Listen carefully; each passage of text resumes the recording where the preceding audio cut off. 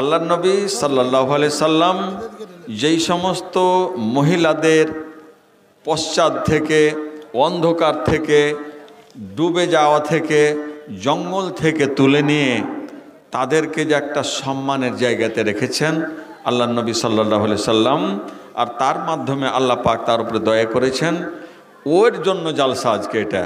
মহিলাদের জন্য জালসা। মহিলাদের যে সম্মান ছিল না, এদেরকে জাহিলিয়াতের যুগে জিন্দায় কবর খুঁড়ে তাদের গেড়ে দেওয়া হতো, পুঁতে দেওয়া হতো, দেখার কেউ ছিল না। শুধু তাই নয়, একজন মহিলা যখন বাচ্চা তার হতে যাবে সেই সময় ব্যথায় বেদনায় কাতর হয়ে সে বলতো, একটা দাইমা রাখতো। দাইমা আমরা বুঝি তো, দাইমা যারা নাড়ি টাড়ি সাফ করে, এরকম একটা দাইমা থাকতো।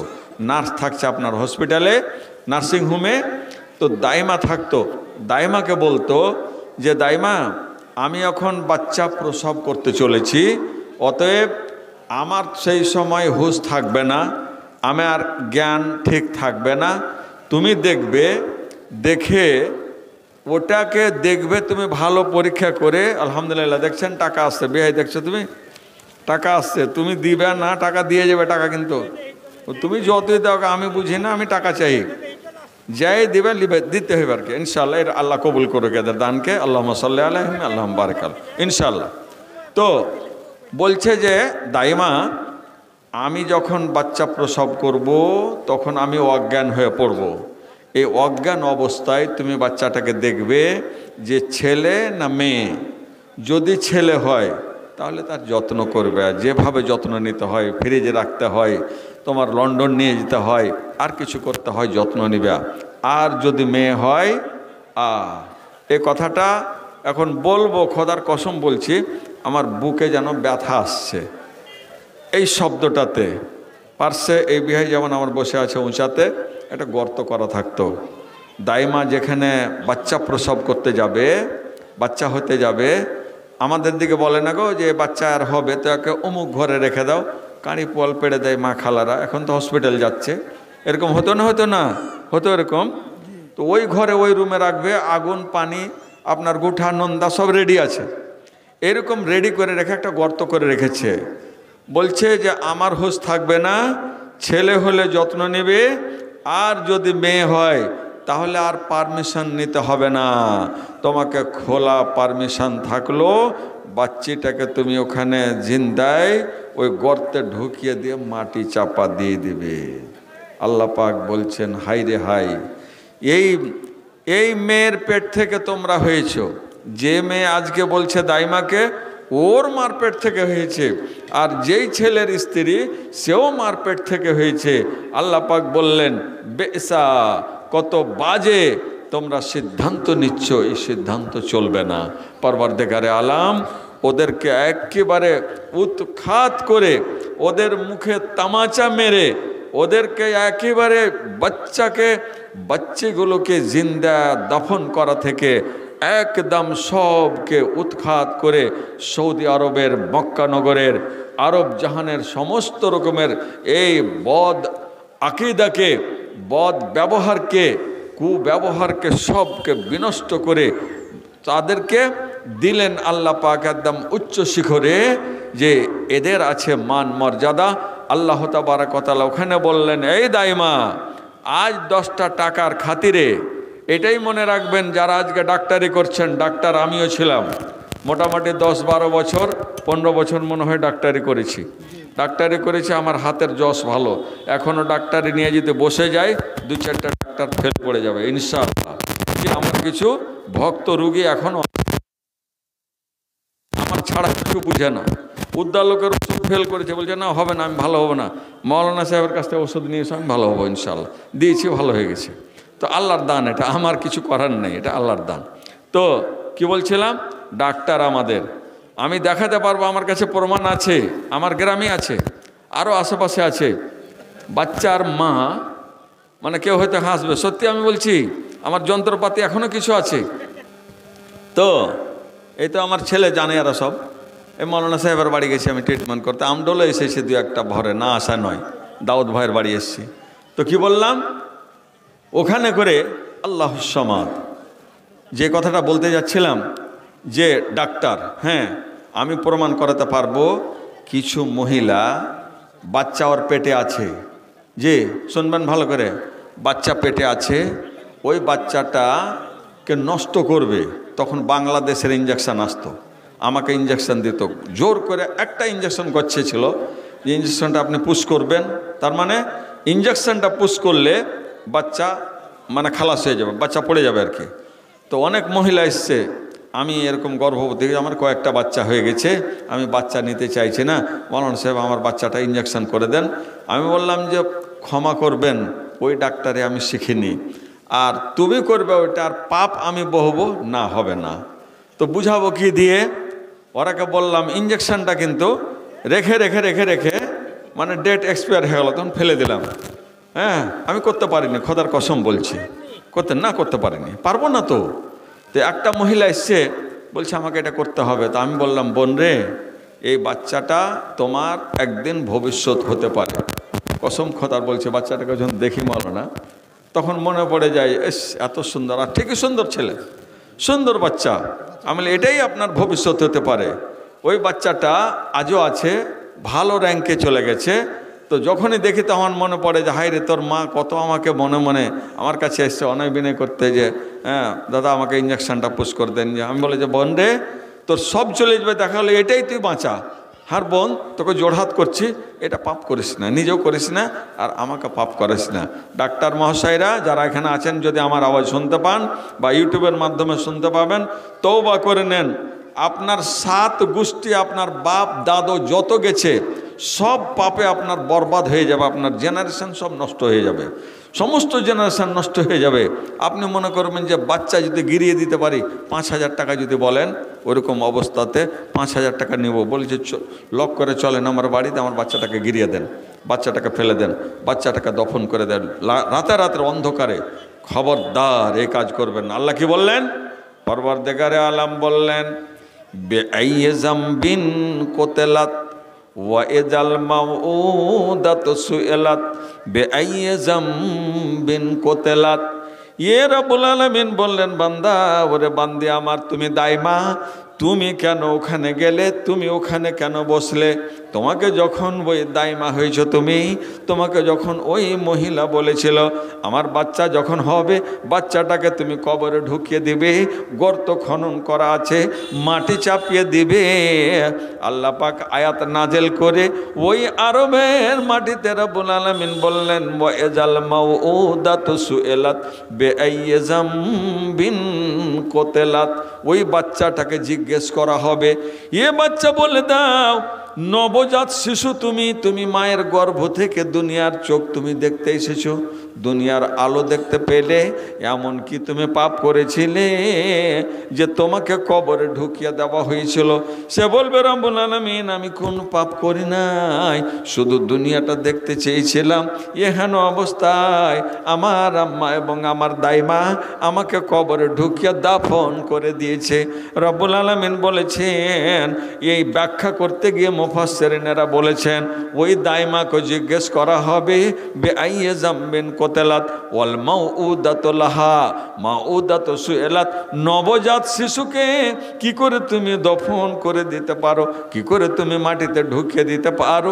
এটা তোমার অন্তরে কেন একবার তোমার বিবেক কেন দংশন করলো না?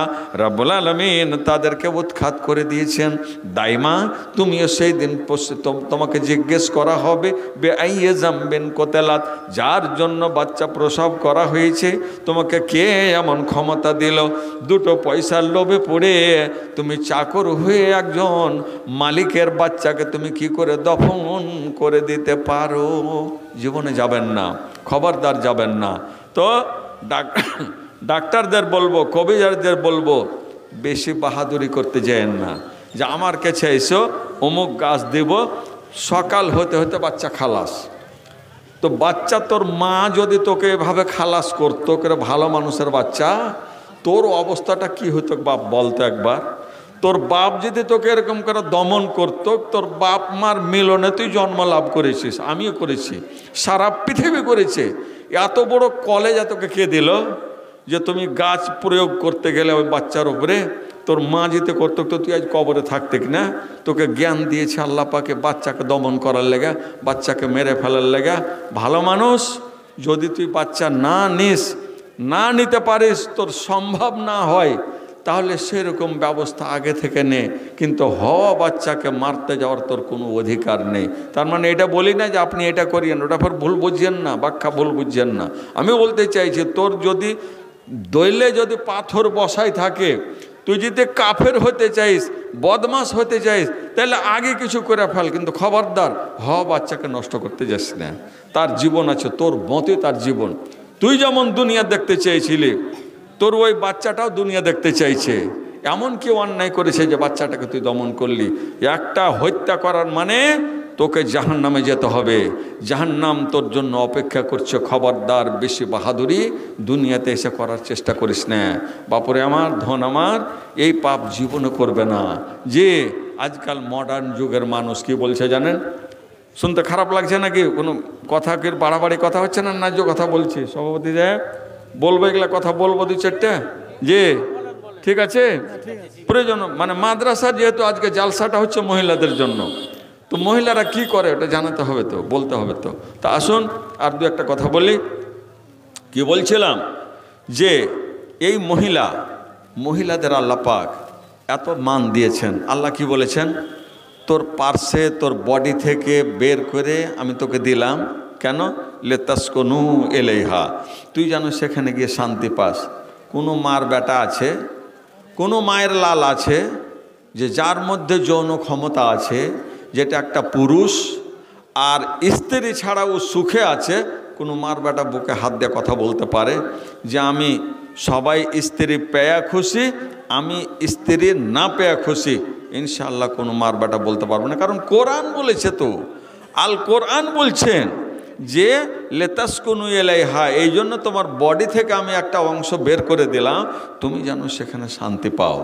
হযরত আদমকে জান্নাতের যত রকমের সুখ, যত রকমের ভোগ বিলাসিতা, এত সুখ, এত শান্তি দেওয়ার পরে হযরত আদম আলাইহিস সালামের একবারে পা থেকে, পায়ের নখ থেকে নিয়ে মাথার চুল পর্যন্ত আল্লাহ পাকের কম্পিউটারে আল্লাহ পাক তো নিজে করেছেন তৈরি, তবুও যেন আসছে, ভেসে আসছে। কি চাই? একজন পুরুষকে নারী চাই। একজন পুরুষ নারীবিহীন পুরুষ নিজের জীবনে কোনো দিন শান্তি পেতে পারে না। এর জীবনে শান্তি আসতে পারে না। একে শান্তি দিতে গেলে এর পাশে একজন রমণী লাগবে, একজন মহিলাকে লাগবে। এ বন্ধু আমার, আমরা যদি সবাই যদি মেয়েকে মেরে ফেলে দিই, মেয়েকে যদি না নিই, মেয়েকে যদি মানুষ না করি, মেয়েকে যদি লালন পালন না করি, এ বাপু আমার, তাহলে ছেলেগুলো ভেড়ার মতো, ছেলেগুলো বানরের মতো, পাগলার মতো হয়ে বেড়াবে।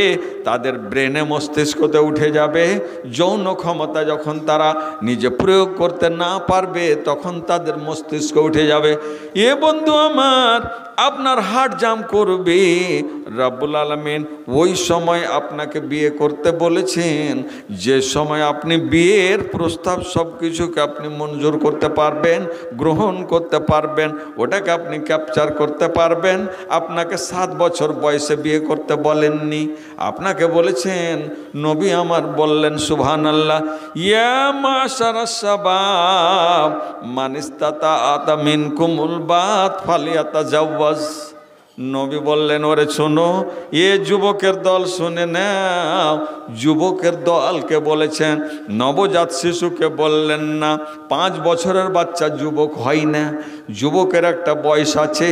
রব্বুল আলামিনের নবী বললেন, ওরে যুবকের দল, মানিস্তাতা মিনকুমুল বাত, তোমাদের মধ্যে যাদের ক্ষমতা আছে, যাদেরকে মহিলাদের ক্যাপচারিং ক্যাপাসিটি যাদের মধ্যে আছে, একজন মহিলা ক্ষুধা নিবারণ করতে পারবে, তার তৃষ্ণা মেটাতে পারবে, সব রকমের ব্যবস্থা তোমার আছে।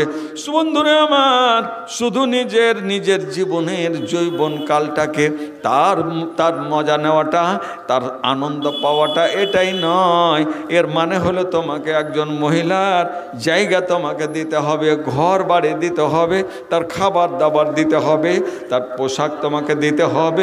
এবং যেই জন্য এসেছে রব্বুল আলামিন তোমাদের দুইজনের জোড়া কড়া বানালেন, দুইজনের যৌন ক্ষমতাকে নিবারণ করতে হবে। ওখানে তুমি প্রস্তাব দিলে, প্রস্তাব গ্রহণ করেছে মহিলা। এ বাপু আমার, দুইজন মিলে যখন তুমি ওই মহিলাকে আনন্দ দিতে পারবে, তখন রব্বুল আলামিনের নবী বললেন ফালিয়াতাজাওয়াজ, এখন তোমাকে বিয়ে করে নিতে হবে। তোমাকে লাগবে আনুষঙ্গিক জোগাড়। যে আছে কিছু সমাজে যুবক আছে, বয়স হয়েছে, এখন বলছে আমি বিয়ে করব। তারে বিয়ে করবে তো তোর ঘর বাড়ি যে নেই রে, মা বাবা বলছে স্যার এখানে ঘর বাড়ি করতে পারিনি, কিছু করতে পারিনি, আর বিয়ে দিয়ে বউকে নিয়ে এসে কোথায় রাখবো? ও বেড়ে বিয়ে করবে।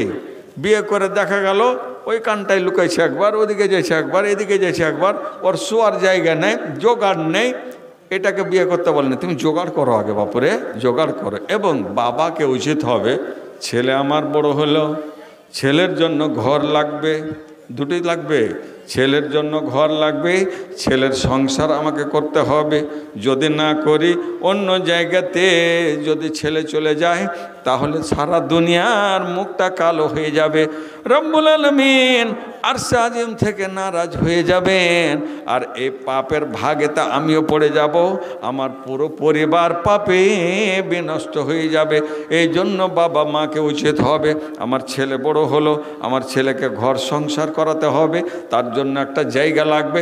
বৌমা নিয়ে আসতে গেলে বৌমাকে একটা পর্দা লাগবে, ওর খাবার জোগাড় লাগবে, ওর ওষুধের জোগাড় লাগবে, খাবার পোশাক আপনাকে পোশাক দিতে হবে, সব কিছু দিতে হবে, রেডি করতে হবে। এটাও আপনার জরুরি। আপনাকে বলতে হবে বাপু আমার, তোমার বিয়ে দেওয়ার জন্য আমি প্রস্তুত হয়ে গেছি, আমি কবে মরে যাব, আমি বেঁচে থাকাকালীন তোমার বিয়েটা আমি দিয়ে যেতে পারি। ছেলে যদি বলে আব্বা আমার একটা সামনে পরীক্ষা আছে, আমি একটা চাকরির ব্যাপার নিতে চলেছি, আব্বা জান আমার বিয়েটা আপনি কিছুদিন যাবৎ আপনি দিবেন না। ছেলে যদি ভালো হয়, ধৈর্য ধারণ করে, ঠিক আছে। আর ছেলে যদি দেখেন লজ্জায় বলতে পারে না, কিন্তু চুপচাপ থাকছে, তাহলে জেনে নেন ছেলে রাজি আছে, তাহলে আপনার ছেলের বিয়ে দিয়ে দিতে হবে আপনাকে। কাকে দেবেন? মহিলা খুঁজেন, কাকে নিয়ে আসবেন। আজকাল কিছু কিছু সুন্দরী বেটি ছেলে আছে, বেটি ছেলে মনে হয় আজ গাল দিবে কি, তো গাল দিস না বাবা রে, আমি আসল কথাই বলছি। কিছু সুন্দরী বেটি ছেলে আছে, চেহারা সুন্দর, রং সুন্দর, বডি সুন্দর, সবই ভালো, ওর চরিত্র ভালো নয়, যে আদব ঠিক নেই, ওর মুখের ভাষা ঠিক নেই। মা আমার মন্দ মনে করবেন না, আল্লাহ তোমাকে যেমন সুন্দর করেছে, তোমাকে দেখে তোমার পুরুষ যেমন খুশি হয়, মারে তোমার মুখের ভাষাটা তোমার সুন্দরের চাইতে বেশি সুন্দর হয়েছে। জি, আসল হচ্ছে চরিত্র। চরিত্র যার ভালো, আল্লাহ নবী সাল্লাল্লাহু সাল্লাম চারখানা জিনিস দেখে বিয়ে করতে বলেছেন।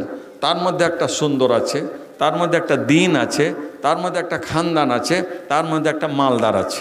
যে আমডলের কয়েকটা ঘর যে খুব মালদার, এরা সবাই খালি ছুটে আসে, ওই বাড়িটা দিয়ে একটা বউ নিয়ে আসতে পারতাম, বেটি নিতে পারতাম, তো মেলা কিছু জমি পাওয়া যেত, কারণ জমিদার তো, আর গাড়ি বাড়ি পাওয়া যেত, চেষ্টা করবে। তো ওর মধ্যে আল্লাহ রসুল কোনটা বলেছে জানেন? আল্লাহর বান্দা, সুন্দরী যদি পেয়ে যাও ভালো কথা, দিন যদি পেয়ে যাও ভালো কথা, তার মধ্যে যদি খানদান যদি ভালো হয় ভালো কথা। রব্বুল আলামিনের নবী বললেন, ওরে বান্দা শোনো শোনো আল্লাহর বান্দা রে, আরও তোমাকে দেখতে হবে দিন, দিন আছে কি না। তুমি তিনটা পেয়ে গেছো, খানদান আছে ভালো, বড় খানদান, মাল ভালো আছে, মালের অভাব নেই, আর সুন্দরীর অভাব নেই, মেয়েটা বড্ড সুন্দরী, দেখতে সুশ্রী। রব্বুল আলামিনের নবী বললেন, ওখানে যদি দিন না থাকে আমরা কি করব? বলছে দিন তিন ওগুলো আজকাল দেখে না জি।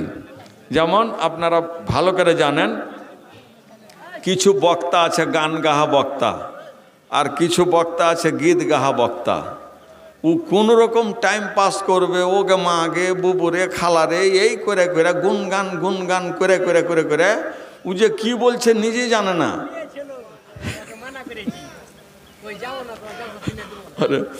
তো আমার কথা হলো, তুমি বক্তা হয়েছে বাপুরে, বক্তা হয়েছে, বক্তার নামে লিস্ট এসছে, লিস্টের নাম এসছে তোমার, বাপ আমার ধন, চেষ্টা করো বাপ, কোরআন মাজিদ 30 পারায় 114টা সূরা, 6666 কমও বেশি একবারে গ্যারেন্টি নয়, এটা একদম ঠিক সংখ্যা নয়। তো বুঝাবার জন্য বলছি, এতগুলো আয়াত, এত হাদিস, এগুলো নিয়ে আপনি ওয়াজ করেন না দিন রাত। তো কি বলছে, মাওলানা সাহেব আজকাল কোরআন হাদিসের বক্তব্য কেউ শোনে না, তাহলে নাচ গান করো, একটা তুমো নাচো আর একটা ছোকরি নিয়ে এসো, দে ওগুলা করো, তোরা দুবাব্বাটা মেলে ভিড়ে যা, হ্যাঁ দে ওগুলাই করতে হলে তার ইসলামিক জালসা কেন করবি? কত বেহায়া, বুঝতে পারছেন? নাউজুবিল্লাহ। আচ্ছা, এইটা কথা যে বললাম যে কোরআন হাদিস কেউ শুনতে চায় না, এই লোকটি কি শুনছে এখন? কোরআন হাদিস শুনতে চায় না, তাহলে কোরআনের এটা অবমাননা হলো না জি মাওলানা সাহেব? কোরআন হাদিস শুনতে চায় না যদি বলি, নাউজুবিল্লাহ, তাহলে কোরআন হাদিস তাহলে অবমাননা করা হলো না? কোরআন হাদিসকে আমি ছোট করলাম না? এর পাপ আমাকে লাগবে না? আল্লাহ পাকের রসুল সাল্লাল্লাহু আলাইহি সাল্লাম যে শিক্ষা আমাদের দিয়ে গেছেন, জি আল্লাহ রসুল বলেছেন যে ওয়াকরাউল কোরআনা মা তালাফাত কুলুবুকুম, সহিহ বুখারীর হাদিস। নবী বললেন কোরআন কতক্ষণ পর্যন্ত পড়বে? নবী আমার বলেছেন কোরআন অতক্ষণ পর্যন্ত তুমি তেলাওয়াত করো যতক্ষণ পর্যন্ত কোরআন পড়ার জন্য তোমার মন খানা পিপাসিত হয়ে আছে।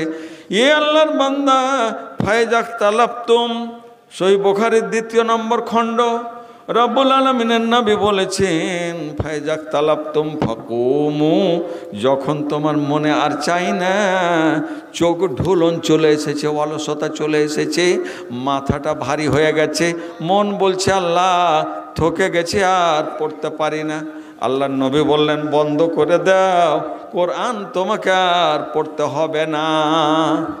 মারবে আর ঢুলবে আর পড়বে বলে না, কেন? এই মর্যাদার কোরআন নয়। কোরআন হচ্ছে মধুর বাণী, কোরআন হচ্ছে আল্লাহর বাণী। কোরআন মানুষকে একেবারে টেনে নেবে, আকর্ষণীয় শক্তি আছে। কোরআন মাজিয়ে যতক্ষণ আপনার মনে চাইবে অতক্ষণ পর্যন্ত মন প্রাণ খুলে আপনি পড়ে যান। যেমনি দেখলেন যে আমার চোখ ভারী হতে লেগেছে, বন্ধ করে দেন। নবীর বাণী এটা, তাহলে নবীর বাণী বন্ধ করে দেন। তো কোরআন মাজিদ শুনতে না চাইলে তাহলে জালসাই করতে হবে না, বক্তব্য রাখতে হবে না? কেন? ও যদি চায় আমাকে যে পল্লী গীতে গায়েন, পল্লী গীতে আমি গাইতে জানি না, আওয়াজ আছে পল্লী গীতে গাইতে পারবো, তো পল্লী গীতের জন্য আমাকে এখানে ডাকা হয়েছে নাকি? ভাওয়াইয়া গাওয়ার জন্য আমি এখানে এসছে নাকি? গীত গাওয়ার জন্য এখানে এসছে নাকি? ওগুলার মঞ্চ আলাদা আছে, ইসলামিক মঞ্চ। ইসলামিক মঞ্চে ইসলামিক ভাষা হবে, ইসলামের রীতিনীতি হবে, ইতিহাস আছে, তফসির আছে, ফিকহ আছে, হাদিস আছে, অন্যান্য জিনিস দিয়ে পরিপূর্ণ করে দিয়েছেন আল্লাহ পাক। আল কোরআনের একটা সূরা গেলে আপনি আজীবন যদি একটা করে যদি বলতে থাকেন, আজীবন শেষ হয়ে যাবে, আপনি শেষ করতে পারবেন না, একটা আয়াতের ব্যাখ্যা শেষ করতে পারবেন না। তো কি বলছিলাম, একটা মডার্ন যুগের কথা, তারপরে আমি আসছি বক্তব্যের দিকে। কথায় কথায় বলে অনেক দূর চলে আসছে, আমি কিন্তু খুতবা পাঠ করিনি এখনো, আপনাদের সালামও দিইনি, কিছু মনে করবেন না। বলছি যে লোকেরা কি বলবে, লোকেরা বলে আপনার ছেলে পেলে কটা? তো বলছে মাওলানা সাহেব আমার 3টা ছেলে, এক ছেলের 2টা বাচ্চা, আর এক ছেলের 1টাই বাচ্চা, আর এক ছেলের 1টা মেয়ে 1টা বাচ্চা।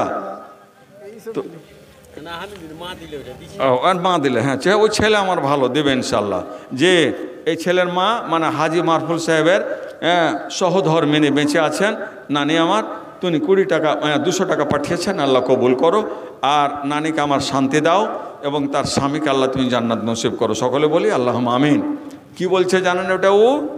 এটা কি বলতে চাইলে, মানে এটা ভদ্র, এটা বলতে চাইছে আমি আপডেট। আমার পরিবারে তো কি আপনার ওই ছেলের আর ছেলে মেয়ে হবে না? না না না না মৌলভী সাহেব, আরে 2টা হয়েছে তো, এটার 2টা বললাম তো, আর ওটা 2টা, আর এটার 1টায়, আর হবে না। ওর ছেলে এখনও দুধ খাইছে, ওর কষাতে এখনও দুধ আছে, আর ও বলছে আমার ছেলে হওয়া শেষ হয়ে গেছে। ওর বৌমাটা কচি বাচ্চি, 1টা বাচ্চা 2টা বাচ্চা হয়েছে, বলছে আর নাই। তার মানে কি ক্যাপাসিটি সুন্দর করে করেছে, হসপিটালে যা, ডক্টরের কাছে যা, নার্সিং হোমে যা, আমার 2টা বাচ্চা হয়ে গেছে, এটাকে একদম ক্লোজ করুন, ব্যাংকটাকে বন্ধ করে দেন। ব্যাংক বন্ধ করে দেওয়া মডার্ন যুগ। হাজি সাহেব ফের ও হাজি সাহেব ও মাক্কা গেলই কেনে, ওর টাকা জুটে না, দিয়ে ছেলে মেয়ে গেলা খাবে। তোকে হাট করতে যেতে কে করলে, তুই হজ করতে যেতে ফাঁট করে কথা বলছে যে আমার 1টা ছেলের 2টা মেয়ে, আর একটা ছেলে একটা আমার পরিবার একদম হালকা, আর হবে না বাচ্চা, না কয় বছর হলো বিয়া, এই 5 বছর হলো, 2টা বাচ্চা হয়েছে, বাস একদম ক্লিয়ার হয়ে গেছে। মানে ওকে আল্লাহ বলে দেখে তোর আর বাচ্চা হবে না, মানে ওকে আল্লাহর বলার আগেও ক্যাপাসিটি আল্লাহকে কয়ে দিয়েছে, আল্লাহ আমি লিব না, তুই হাঁকে লিতে আর কইস না, শেষ করে দিয়েছে। আমি এগুলো কী করবে বলে এবার চললাম আমি হজে, বাবারে তোর ছেলেবেলে বেশি হলে মানে অসুবিধা হবে। তো কেউ বলছে যে কোন পরিবারকে এত ছেলে পেলে লেয় গো, তো মনে হচ্ছে যে তোর বাপ যদি তোকে বন্ধ করতো তো তোর অবস্থাটা কী হতো বেটা বলতো। তুই যে তোর বাপের যে 5 নম্বর বেটা, তোর বাপ আর মা যদি তোকে যদি 2 ছেলে লিয়ে বন্ধ করতো তো তুই কোন কবরে থাকতি। কথা বুঝবেন, কথা একটু কড়া লাগছে বুঝতে, তো মাফ করবেন, কিন্তু কথা আমার মনে হয় যে আমি খুব ন্যায্য কথা বলছি না, নাকি না ভুল বলছি, এরকম চলছে। তো বন্ধুরে ইমানদার হইবে তো মানুষ বলে যে ভাজি খাবার মন তো তেলে কেন কম, ইমানদার হইবে তো ফের ছেলে কেন কম। তোমাকে ছেলে বন্ধ করতে কে কইলে, তোমার ইমান যে ওখানে নষ্ট হয়ে গেছে। কি বলছো ছেলে মেয়ে বেশি বলে খেতে পাবে কেন, তো তোর বাপ তোকে খেতে দিয়েছে না, আল্লাহ খেতে দিয়েছে, তুই কোথাও পালি। তোর বাপের যে 7টা বেটা বেটি, তো তোকে কোনখান থেকে খেতে দিল, তোর মালিক কবে থেকে হলি তুই, মার পেট থেকে খাবার নিয়ে এসেছিলি কি না, তোর আল্লাহ তোকে খেতে দিয়েছে। যার যত ছেলে মেয়ে বেশি হবে তত তার সংসারে সুখ বেশি হবে। কার কথা এটা? নবীজি কি বলেছেন জানেন? আল্লাহ রসুল বলছেন তাজাওয়াজুল ওয়াদুদাল ওয়ালুদা, ওরে আল্লাহর বান্দা আমার উম্মতের লোকেরা, তোমরা এমন মেয়েকে বিয়ে করো, এমন খানদান খোঁজ করো, এমন পরিবারের মেয়ে নিয়ে এসো, তার পরিবারের তুমি পরিসংখ্যানটা নাও, এই পরিবারের ছেলে মেয়ে কটা করে দেয়। মা বোনদের একটা অভ্যাস থাকে, কোনো পরিবারে থাকে 3টা 4টা ছেলের পরে আর ছেলে হয় না, কোনো পরিবারে আছে 8টা 10টা হয়, কোনো পরিবারে 5টা 7টা হয়। নবী আমার বলেছেন, দেখুন সবই কিন্তু আমরা উল্টা করছি, জি সবই উল্টা করছি। এগুলো বলা ছেড়ে দেবো না, কি বলবো না? ঠিক আছে বলবো, সভাপতি সাহেব বলবো, এগুলো কথা বলা যা দরকার আছে আছে তো মানে সার্টিফিকেটটা নিচ্ছি, নাহলে যদি মন্দ বলে তাহলে লাইন কেটে দেবো। তো কি বলছিলাম, আল্লাহুস সামাদ, আল্লাহ পাক আপনাকে আমাকে পাঠিয়েছেন সুবিচার করার জন্য। এটা করে আল্লাহুস সামাদ গেল যে আমার পরিবার সুন্দর সুন্দর পরিবার। ভাইজান আপনি ভালো থাকবেন, আল্লাহ পাক আপনাকে নবীজি যা বললেন, কোরআন মাজিদের একটাতে বললাম যে গীত গাহারা বলবে যে না ওয়াজ হাদিস করেন না, ওয়াজ শুনে না, একটা গীত যদি না গাওয়া যায়, গান টান না বলা যায় তো ভালো হবে না। ভাইরাল বক্তা কিছু আমাদের দেশে আত্মগোপন করে আছে, মানে ওর ওদিক দিয়ে সিরিগাল পালাইছে আর এদিক দিয়ে কুকুর ঢুকছে বাড়িতে, বুঝলেন, আর 2টা বহু করেছে, করে যখন বাড়িতে যখন ওকে যখন পিটন দিয়েছে, যখন খুঁট বেড়া দেখালছে তখন কে না আসলে হরিশ্চন্দ্রপুরে যাই, হরিশ্চন্দ্রপুরে এসে আত্মগোপন করে আছে, 2টা বহু নিয়ে আছে, বুঝতে পারলেন, 2টা বহু, একটাকে বিয়ে করেছে আর একটা জন করে খুঁট বেড়া মারবো, তুই আমাকে ছেড়ে ওকে বিয়ে করলে না, তুইও সাথে থাক, তো আমি জেঠে নিয়ে যাবো, উঠে যেতে হবে, তো বলে যে ভাড়া করে বাড়িতে থাকে, এদিকে যদি থাকে তাহলে পিটবে, কখন পিটে দেবে, কী করবে, চল বাইরে যায়, এরকম আছে উপর বক্তা। আর এরকম করে করে মৌলবীরা করছে, যেখানে মারবে পিটবে যে যা করুক, আমি পরবা করি না, মারবে মের খেয়ে নেবো, হক পথে কথা বলবো, ন্যায্য কথা বলবো। তো কি বলছিলাম যে এরকম করে সুন্দর করে সাজিয়ে রেখেছে। আল কোরআনের উল্টা হলো, এবারে আল হাদিসের উল্টা। নবীজি আমার বললেন, দেখো যেই পরিবারে বাচ্চা বেশি দিবে ওই পরিবারে তুমি বিয়ে করো। নবীজির কত আশা আকাঙ্ক্ষা, নবী ক্লিয়ার বলেছেন, ফাইন্নি মুকাসসিরু বিকুমুল উমামা, এ আমার উম্মতের লোকেরা, তোমাদের আমি এই জন্য বললাম ওই মেয়েগুলোকে বিয়ে করো যেই মেয়ের বাচ্চা বেশি হবে, যেই মেয়েটা বাচ্চাকে বেশি ভালোবাসতে পারে। বাচ্চা যার বেশি হবে অটোমেটিক তার অন্তরখানা বড় হবে, অন্তর বড় না হলে, তার রুজি ঘাস না থাকলে আল্লাহ তাকে আওলাদ দিবে না, অতটা দিবে না। বন্ধুরে আমার যতটা থামতে পারবেন অতটাই আল্লাহ পাক আপনাকে দিবেন, বেশি দিবেন না, কমও দিবেন না। যতটা দরকার আছে ওর থেকে কমও দিবেন না, যতটা দরকার আছে তার চাইতে বেশিও দিবেন না। বন্ধু আমার নবী বললেন এরকমের খোঁজ করো। আমাদের সমাজে সুফি সাহেব, হাজি সাহেব, মাস্টার সাহেব, ধনী সাহেব, পণ্ডিত সাহেব খোঁজ করছেন কি? একটা বেটি কার আছে জি, দেখো তো খোঁজ লাগাও। একটা বেটি যার খুব ছোট্ট পরিবার আছে, ওখানে আমার ছেলের বিয়ে দেবো। এক মাস্তান, বুঝতে পারছেন? দুনিয়া খুঁজে বেড়েছে, একটা বেটি কার আছে জি, একটা বেটি কার আছে জি, একটা বেটা কার আছে, যার ছোট্ট পরিবার, ওখানে বিয়ে দেব। মানে ওর নিয়াত আগে থেকে গোলমাল হয়ে গেছে যে ওখানে গেলে মাল একটু বেশি পাবো, আর ও এসে যেন আমার এখানে এক দুটাই বাচ্চা দেয়, বেশি যেন না দেয়। ইয়ার ভাত জুটবে? আপনি বলেন তো, ইয়ার ভাত জুটবে? একে আল্লাহ পাক কোন ফকিরের লাইনে নিয়ে যাবে আল্লাহই ভালো জানে। এর নিয়াত আগে খারাপ হয়ে গেছে। ইমামে বুখারী রাহমাহুল্লাহ, এই যে বুখারীর ছাত্র আমার পড়েছে, হাদিস পড়িয়েছি, ইমাম বুখারী রাহমাহুল্লাহ। আরও ছাত্র আছে, আব্দুল বারী কই? আব্দুল বারী আছে এখানে। এখানে আমডলে মেলাটি ছেলে আছে আমার, ফারেক ছাত্র।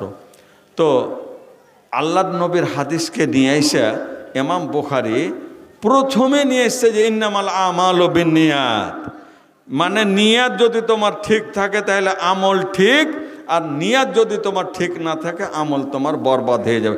নিয়াত খারাপ করে কাবাতে যা কাবার পর্দা ধরে আল্লাহ তুমি আমাকে ক্ষমা করো, আল্লাহ তুমি আমাকে ক্ষমা করো, আল্লাহ বলছে ওইটা আগে বল কয়টা বাচ্চা বন করে এসছিস, ওইটা আগে বল কয়টা বাচ্চা তুই খোঁজ করেছিলি। তোর নবী এখানে কাবা ধরে কেঁদেছিল আর তুইও কাঁদতে এসছিস। তোর নবী বলেছে বাচ্চা বেশি দেওয়া মেয়েকে বিয়ে কর, আর তুই খুঁজে বাড়ালে লল্টন জেলে আর তেল গাড়িতে ভরে খালি খোঁজ করো কার একটা বেটি, কার একটা বেটা, কার একটা বেটি, কার একটা বেটা, মাল সম্পদ বেশি। এবার মেয়েটা যেমনই হবে তেমন মাল টাল পেলে হলো। নিয়ে এসে বহুতে লাত মারছে, সকালে এক লাত, সন্ধ্যে এক লাত, সকালে এক লাত, সন্ধ্যে এক লাত। কই না তাও ঠিক আছে, কারণ ওর মাল যে পাবো আমি, ওর যে গাড়ি দিয়েছে, অমুক দিয়েছে, তুমি লাত নেই দুটা মারলো, লোক তো আর দেখতে আসে না যে ঘরে লাত খাইছে না, সম্মান পেয়েছে, বুঝতে পারছেন? এরকমের যদি থাকে তাহলে ওর কপালে লাত ছাড়া কিছুই যাবে না। তো ভাইজান আমার সাবধান, মা বোন আমার সাবধান হন, আল্লাহর উপরে ভরসা করেন। তাওয়াক্কালু আলাল্লাহ, আল্লাহর উপরে ভরসা করতে হবে। আল্লাহর উপরে ভরসা আমার আপনার চাইতে ভরসা কার বেশি জানেন? পাখিগুলো দেখেন, গাছে পাখি আছে, আমডলের গাছে পাখি আছে, এগুলো তো গাছে পাখি থাকে, কোন গাছে আছে? গাছের পাখি কি বলছে জানেন? গাছের পাখি বলছে, আল্লাহর নবী বললেন গাছের পাখিগুলোকে দেখো ডালে ঝুলে আছে, আহা জালে ঝুলে আছে। বাদুড়গুলো উল্টা মনে থাকে না? উল্টা মনে থাকে, মানে নিজের পায়ের নখটাকে গাছে লাগিয়ে দিয়ে উল্টা মনে ঝুলে ঘুমিয়ে আছে, আহা। কিন্তু বন্ধুরে আমার, ওই পাখিটা রব্বুল আলামিনের কাছে জীবনে কোনো দিন শিকায়ত করেনি। রব্বুল আলামিন তুমি আমাকে যত্ন করে তুমি দুনিয়াতে পাঠিয়েছো আল্লাহ, আমডলবালাকে আল্লাহ তুমি এত জমি দিয়েছ, এত টাকা পয়সা দিয়েছ, সুন্দর সুন্দর করে তারা ঘর করে নিয়েছে।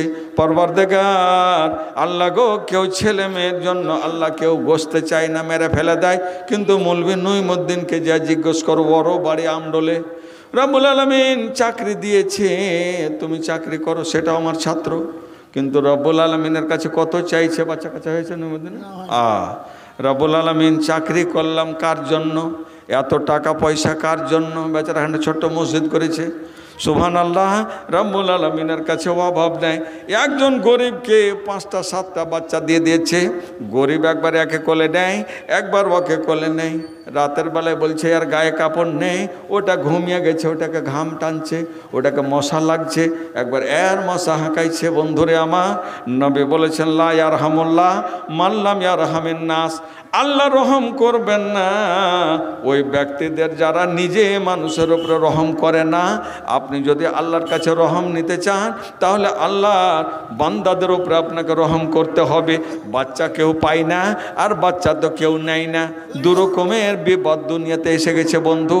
এই জন্য সাবধানতা অবলম্বন করতে হবে, সাবধানে চলতে হবে, রব্বুল আলামিনের উপরে ভরসা করতে হবে। পাখিগুলোর কথা বলেছেন আল্লাহর নবী, বললেন লাউ তাওয়াক্কালুনা আলাল্লাহি হাক্কা তাওয়াক্কুলিহি লারাযাকাকুম কামা ইয়ারযুকুত তাইরা তাগদু খিমাসা ওয়া তারুহু বেতানা। নবী বলেছেন দেখো দেখো পাখিগুলোকে দেখো, তোমাদের যদি ভালো মতন তোমাদের যদি ভরসা আল্লাহর উপরে থাকতো, তাহলে আল্লাহর উপরে ভরসা যদি থাকতো তাহলে লা রাযাকাকুম, রব্বুল আলামিন তোমাদের রুজি দিয়ে টাকা পয়সা দিয়ে ধন দৌলত দিয়ে আল্লাহ পাক তোমাদের মালামাল করে দিতেন। কিন্তু বন্ধুরে কোনো রকমের রব্বুল আলামিনের নবী বলেছেন ওরা কোনোদিন শিকায়ত করলো না। তাদের দেখো বাসাতে টাকা নেই, বাসাতে ধন দৌলত নেই, তাদের দানা নেই, গম নেই, আনাজ নেই, চাল নেই, ডাল নেই, কিন্তু কোনোদিন শিকায়ত করে না। ভোরবেলা হয়েছে আল্লাহকে ডেকেছে, হে আল্লাহ রুজির মালিক তুমি, কোন দিকে গেলে খাবার পাবো? আল্লাহ পাক বললেন ওরে আমার মাখলুক, করে আমার সৃষ্টি, তোকে আমি তৈরি করলাম। আমডোল গ্রামের তুমি পূর্ব দিকে চলে যাও, ওখানে ধান কাটা আছে, ওখানে পোকা মাখি আছে, ওখানে খেয়ে নাও। ওইদিকে যখন খাওয়া হয়েছে বলে আল্লাহ এবার কোন দিকে যাব? বলে গোবরার দিকে চলে যাও। আবার যখন বাইরে যখন গম হলো ওখানে চলে যাও, ভুট্টা হয়েছে ওখানে চলে যাও, সরষা তোলা হয়েছে ওখানে চলে যাও। সকালবেলা বেরিয়ে গেল আল্লাহর ভরসা করে, তাক দুঃখে মাসা ক্ষুধার্ত পেট নিয়ে বেরিয়েছে।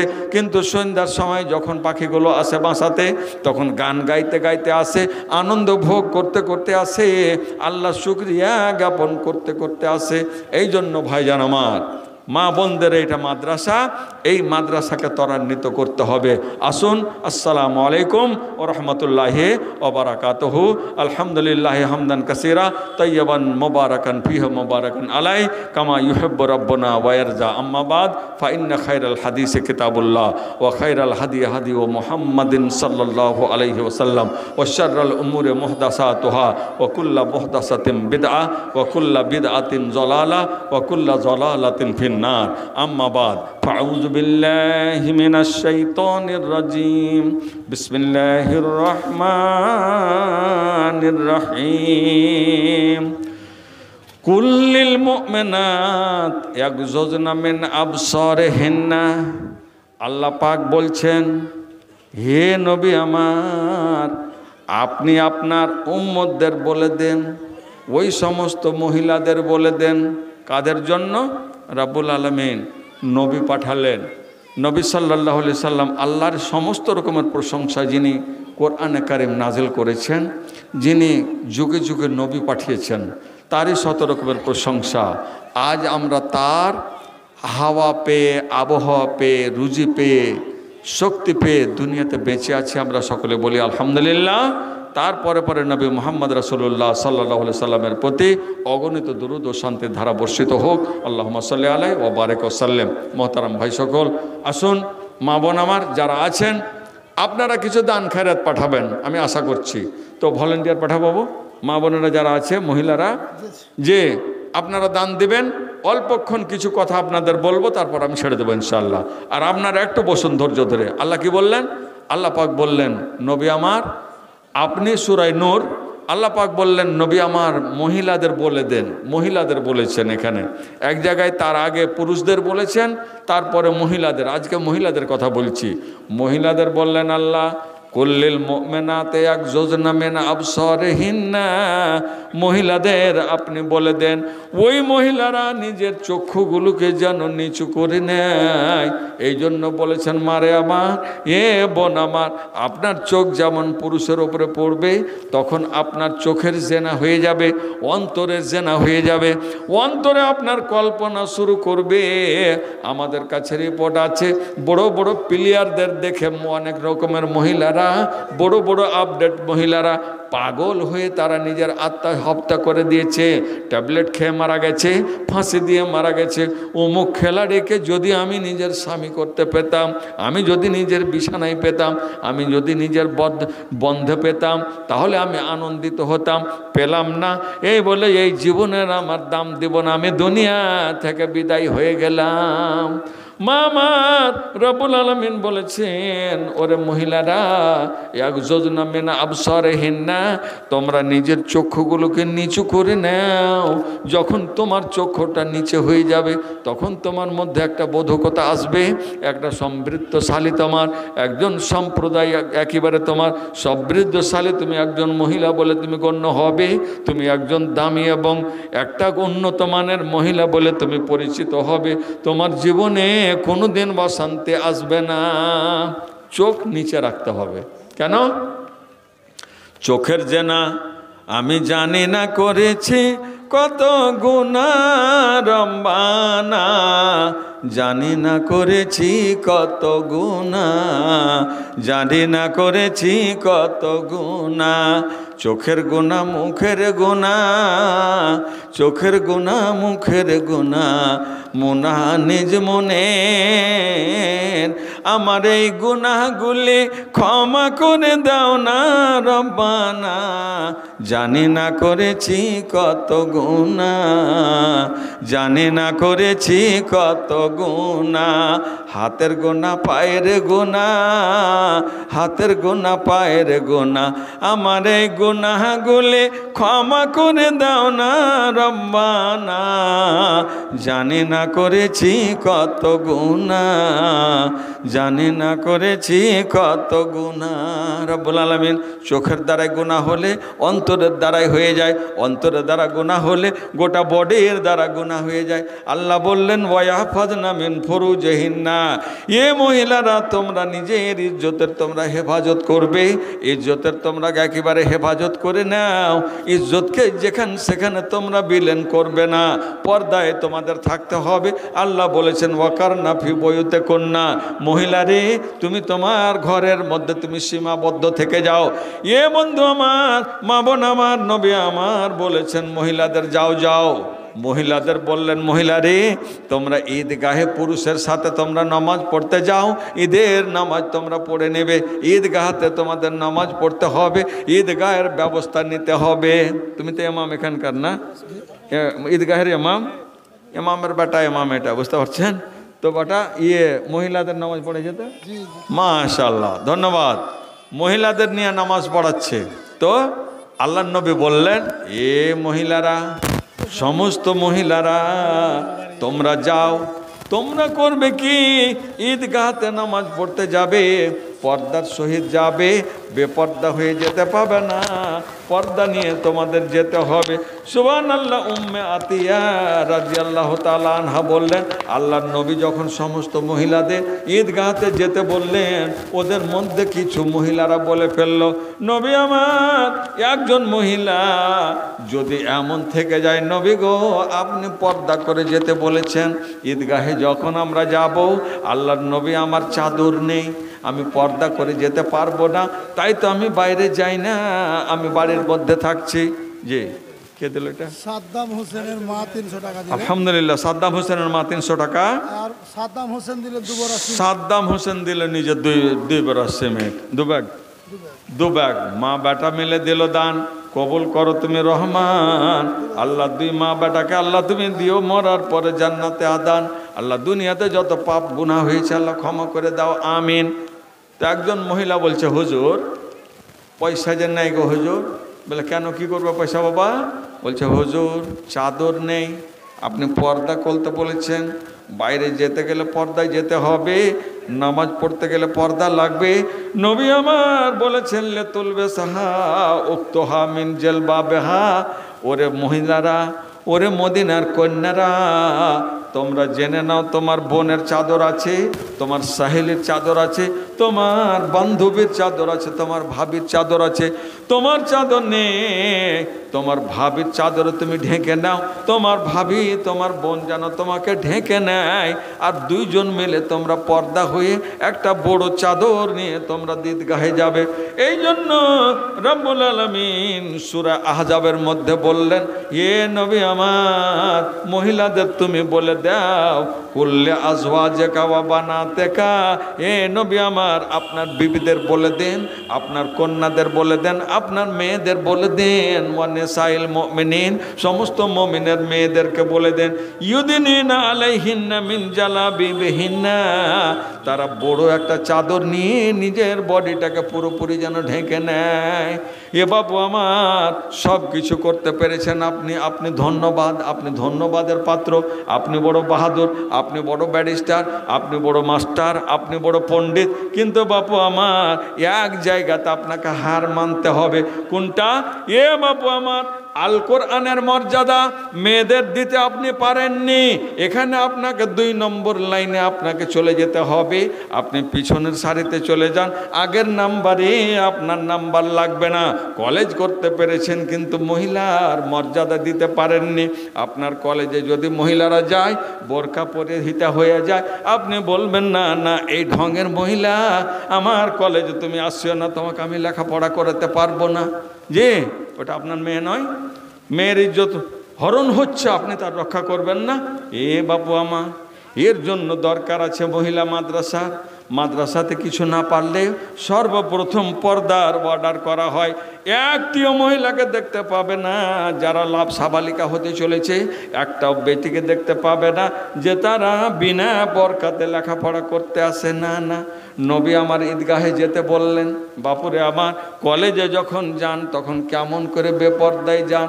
নবী আমার নামাজ পড়তে যেতে বললেন যে না, তুমি নামাজ পড়তে যাও, তুমি পর্দার সহিত যাও। ঈদগাহে তুমি যাও কিন্তু পর্দার সহিত যাও। তোমার চাদর নেই, নবী বলতে পারতেন তোমার চাদর না থাকলেও চলবে, বিনা চাদরে কিন্তু তুমি ঈদগাহে যাও। নবী বললেন না। তাহলে বিনা চাদরে পর্দায় কি করে যেতে পারে কলেজে? বিনা চাদরে কি করে স্কুল যেতে পারে? বিনা চাদরে কি করে ইউনিভার্সিটিতে যেতে পারে? বিনা বোরকায় কি করে যেতে পারে? এ বাপু আমার, হাজী সাহেব, মৌলানা সাহেব, মৌলানা সাহেব, যেদিন থেকে আপনি চাকরিতে ঢুকে গেছেন সেদিন থেকে আপনার ইমান দুর্বল হতে শুরু করেছে, কাটতে চলেছে। কেন? আপডেট হতে চলেছেন। আপনার মহিলারা বেপর্দা হয়ে যাবে, এটা কেমন করে আপনি মেনে নিতে পারেন? না না, চলবে না। আল্লাহ পাক বলেছেন, বান্দারে তুমি তোমার পরিবারকে বলে দাও, তোমার খানদানকে বলে দাও, তোমার মেয়েদের বলে দাও, তারা যেন সযত্নে তারা যায়, ঈদগাহতে যায়। নবী আমার বলেছেন ওরা যেন পর্দার সহিত যায়। এ বাপু আমার, পর্দা লাগবে, সুবহানাল্লাহ। তখন বলছে হুজুর যদি পর্দা করে যদি যেতে হয় আপনাকে পারমিশন দিতে পারতেন, কিন্তু দিলেন না। এখানে আপনি বিচার করেন, ঈদগাহতে নামাজ পড়তে যেতে যদি বিনা পর্দায় অর্ডার না হয়, তাহলে বিনা পর্দা আপনার মেয়ে, আমার মেয়ে কি করে কলেজ ইউনিভার্সিটিতে যেতে পারে? আছে? আপনি সব সময় বিচারটা ভালো করবেন, বিচারটাকে ব্রেনটাকে লাগাবেন। আল্লাহ ব্রেন দিয়েছেন, হৃৎপিণ্ড দিয়েছেন বুঝার জন্য, খালি মানে ব্যায়াম করার জন্য নয়, ক্ষমতা দেখার জন্য নয় যে মান্দানাম কে মান্নানাম, আমি কি তা আমি জানি। আরে তুমি কি জানো? তুমি জানো, দুনিয়া জানে তোমাকে, তোমার ক্ষমতা কতটা, তুমি পারো কত, তোমার মধ্যে অভিজ্ঞতা কত আছে, ঈমান কত আছে। তোমার পরীক্ষা সব হয়ে গেছে, আসুন। তারপরে বলছেন হযরতে রাসূল সাল্লাল্লাহু আলাইহি, হাদিসটা বললাম আপনার সহিহ বুখারীর হাদিস, সহিহ বুখারী 324 নম্বর হাদিস, সহিহ মুসলিম হাদিস নম্বর 890। আল্লাহ রাসূল বলেছেন তুমি যাও ঈদগাহে, কিন্তু তোমার বোনের চাদরে তুমি ঢেকে যাও। তাহলে চাদর থাকবে, তাহলে তো গেলেন। এবার আসুন, নবী আমার বলেছেন, ইবনে ওমর বর্ণনাকারী, হযরতে ওমরের পুত্র সুপুত্র হযরতে ইবনে ওমর রাদিয়াল্লাহু তাআলা আনহু, তিনি বর্ণনাকারী, তিনি বলেছেন নবী আমার বলেছেন মান জাররা সাওবাহু খয়ালা লাম ইয়ানজুরিল্লাহু ইলাইহি ইয়াউমাল কিয়ামা।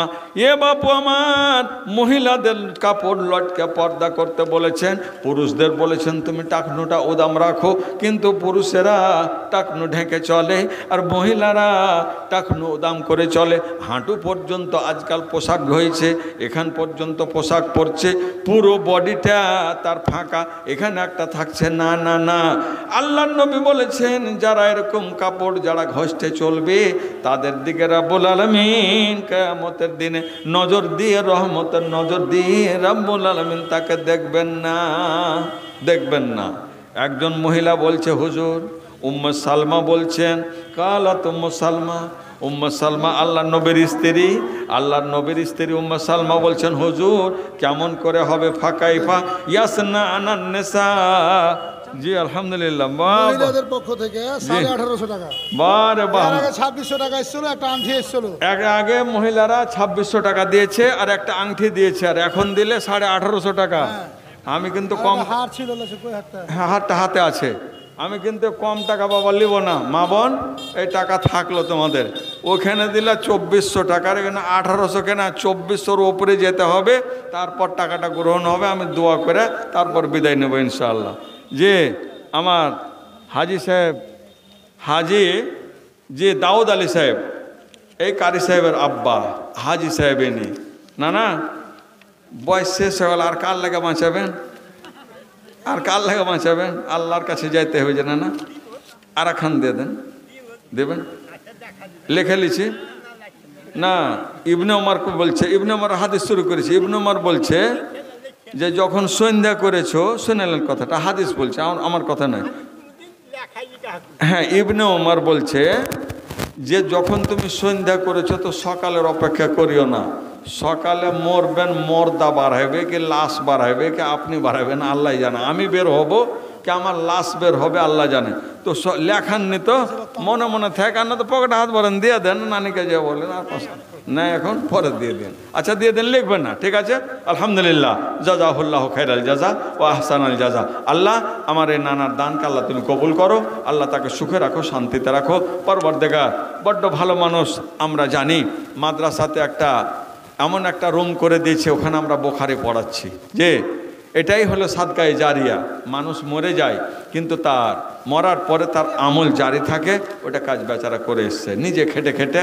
মাদ্রাসার দোতলাতে, প্রথম দোতলা, মিটনা মাদ্রাসার দোতলা প্রথম, সেটাতে দাউদ লেখা আছে, দেখবেন, দাউদ আর ইয়াসিন সাহেব, দু ভাইয়ের টাকা দিয়ে, অর্থ দিয়ে ঘরটা নির্মিত হয়েছে। আলহামদুলিল্লাহ, আল্লাহ যেন তাদেরকে জান্নাতে একটা ফুল বাগানে শীষমহল তৈরি করে দেন, সকলে বলুন আল্লাহুম্মা আমিন। তো উম্মে সালমা বলছে, হুজুর তাহলে মেয়েরা কি করবে হুজুর, যে মাটিতে ঘষটিতে গেলে আল্লাহ কিয়ামতের দিন রহমতের নজরে তাদের দিকে দেখবেন না, তো আঁচলটা যে ঘষটিবে হুজুর, এখানে কেমন কি করবে? হযরত উম্মে সালমা বললেন, ফাকাইফা ইয়াসনা আনান নিসা বিজুয়ুলিহিন্না, হুজুর ওরা কেমন করবে? নবী আমার বললেন, উম্মে সালমা রে, যখন তুমি এটা ভেবেছো তখন না, এখান থেকে তুমি এক বালিশ নিয়ে নাও, আধা হাত নিচে করে নাও, আধা হাত লটকে নাও, এর বেশি তুমি যাও না। উম্মে সালমা বললেন, হুজুর, কালাত উম্মে সালমা বললেন, জাতান কাশিফু আকদামুহুন্না, হুজুর গো, এটা আপনি বললেন যে আধ হাত নিবে, এক বিদ্যা নিবে, হুজুর তাহলে তার পাগুলো তাহলে দেখা যাবে হুজুর, বেপর্দা হয়ে যাবে, আপনি পর্দা করতে বলেছেন। নবী আমার নীতিমতো বুঝিয়ে দেন, বুঝতে পারি না, মহিলাদের যেন জাহান্নামে যেতে না হয়, আল্লাহ রসুল যেন আল্লাহ পাক কিয়ামতের দিন যেন শাস্তির কাঠ গড়াতে না দাঁড় করান। আল্লাহ নবী পাখানা সুন্দর লাগবে দেখে কারুর নজর পড়ে যাবে, হে নবী আমার, এখানে হয়তো অপরের যখন জেনা হয়ে গেল চোখের, এই জেনার কারণ মহিলা দাঁড়িয়ে যাবে, এই জন্য নবী আমার এমন একটা ব্যবস্থা দেন। আল্লাহ নবী বললেন, ওরে উম্মে সালমা, আল্লাহ পাক তোমাকে কত জ্ঞান দান করেছেন, কত সুন্দর তুমি প্রশ্ন করেছো, শোনো শোনো এ মহিলা, ওরে উম্মে সালমা তুমি জেনে নাও। আল্লাহর নবী বললেন, তাহলে কালা রাসূলুল্লাহ সাল্লাল্লাহু আলাইহি সাল্লাম জিরাআন লা ইয়াজিদনা আলাইহি, তাহলে এক হাত নিয়ে নাও, এর বেশি কিন্তু আর তোমাদের বাড়ানো চলবে না।